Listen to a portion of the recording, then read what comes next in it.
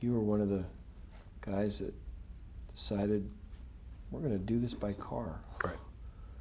Where did that how did that enter into your mind? Like, at what point did you say this is what we got to do? So, quite simply, it was out of just mere frustration. As the officers were bringing victims out of the back of Theater 9, and we were essentially just kind of placing them on the sidewalk. We were trying to do as best as we could with our minimal first aid training and whatnot, and after every headlight that would come around the corner, we'd hoped it was an ambulance, and it wasn't. And so there was a couple people that were back where I was that were clearly not going to make it. In fact, one in particular that I thought was dying, and it just occurred to me. He said, "You know what? We're not gonna sit here and let these people die right in front of us. Let's do something." And I believe Justin Grizzle was the first officer that I met with, and I said, "Just grab your car and let's just start taking some of these folks." We had an incident in 2010 where we'd had to do a similar thing on a call where there was an active shooter type scenario. We'd actually taken the guy in a patrol car to where the fire department was staged, and so that crossed my mind too. Of hey, this worked, once. It can definitely, hopefully work again. But mostly just out of frustration and just the human side of it of we've got to do something. These people are dying here, and we're not getting the help we need. Did you do trips yourself? No, I helped. Just kind of did you help coordinate it, or what'd you do? Yeah, my role ended up being more of a coordination role. I helped load a lot of the victims. What would happen is the officers inside would bring a victim out, carrying 2 or 3 officers would carry a victim, and we'd place them down. And then as the cars pulled up and we were starting to load, I would help load a lot of the victims in. And at the same time, I was trying to keep a very crude log of what hospitals officers were going to. And so I had latex gloves on, and I remember the first 8 or 9 cars we left, I did a little tick on my glove for Aurora South Hospital. And then after I looked and had a decent amount, I said, okay, that's probably enough. Let's start going to university. So I ended up more of kind of supervising the transports, and guys would come up and say, "What do you need?" And I'd say, "Go get your car." And once that happened, it actually was fairly smooth. It was the first time where I felt things were actually that we were doing something when it came to the victims. It was those people that were. I mean, one gentleman shot in the head, and just you could tell that he was dying in front of us, and so that was.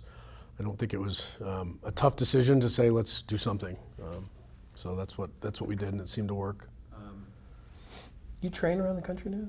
Do you help advise? I do. In regards to this or other things? No, mainly this. We do a presentation that we share with other law enforcement about our response. There's a handful of us that are able to go around and do that training, and to me it's been beneficial, and it's been cathartic for me to tell our story. And the way I look at it is, if we can train other agencies, get the word out there that this worked for us. It may not work in every situation, but if on the next one somebody takes something that we learned and it helps, then the bad guy didn't win as much. This, in my mind, this was pretty transformational in terms of what the role of a police officer can also be in these type of situations. That you can, at the end of the day, just get people to the hospital as quickly as you can. I agree. It was odd, and I remember at the time thinking, before Orlando, this was the largest mass shooting in U.S. history, and I remember thinking how odd it was that I responded on this thing, and I had interaction with the suspect, but my gun never left my holster. We ended up doing this crazy, unorthodox thing that we had never done before, and that was kind of hard to deal with just because of the stuff these officers had to do. I mean, literally holding people's insides in, and it was just, to me, and I'm sure there'd been other similar circumstances, but to me it was unlike anything we'd ever heard about in training and things like that. So. Yeah, I think it brought to light the fact that sometimes when these incidents are so crazy that it's not always a traditional police response. You saved some lives that night. We did. I give all the credit in the world to the officers that got them there safely. We didn't have one wreck. It's amazing. But we were loading two victims at a time in a car, and officers were performing, I mean, pretty amazing life-saving measures and getting them safe. And it was nice to hear that everybody that could survive did, that we transported. That was something that, you know, that I think we all held our heads high for, even though there were folks we couldn't save. 'Cause I think I remember were you around there? There was an incident where there was trying to get a backboard. Somebody was on a backboard trying to get that in the car, and it just wouldn't fit. Correct. That was Farah Soudani.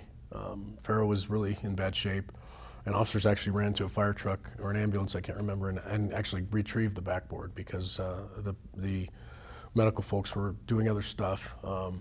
And it's funny now to laugh because Farah and I have become friends, and we couldn't get the backboard to fit, and we couldn't get her out off the backboard, and at one point I had to look at the other officer and go, and I told Farah, I said, I'm sorry about this, and we just had to literally dump her off into the back seat, and she and I laughed about that later, but you know, I thought when she left that she was not going to make it, and then now that clearly she's doing well, we've become friends, and that's pretty neat.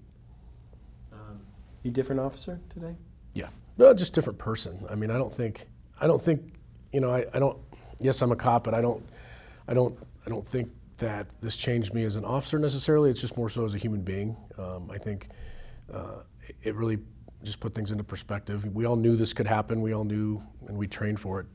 But to actually be there and go through it in real life, it just brought things home, and for us, it changed the agency as a whole. It changed me as a human, more so just to understand that things can change in an instant, and I could have easily been sitting in that theater, you know, that night as opposed to being one of the responders. You seem to be doing okay. I'm good. It took a while, and I wouldn't be able to probably have this conversation with you if it was a year after, maybe even 2 years after. But with time, with the camaraderie of my fellow officers that were there that night, and with especially being able to meet some of the victims and focus on the people we did save and not the ones we couldn't, I feel like I'm in a pretty good place. You know that some of your colleagues are still struggling with that. I do, yep, and it breaks my heart to see that. I'm not saying that I don't have moments when I get back to a dark place, but I hate that guy was able to really have such a negative effect, the ripple effect, not just on the victims, but all the first responders, the families, everybody. It just makes me sick, but you know, that's the nature. People say, oh, you signed up to do this, and I will say that in this situation, there's no way we did. But overall, I think we're doing pretty good.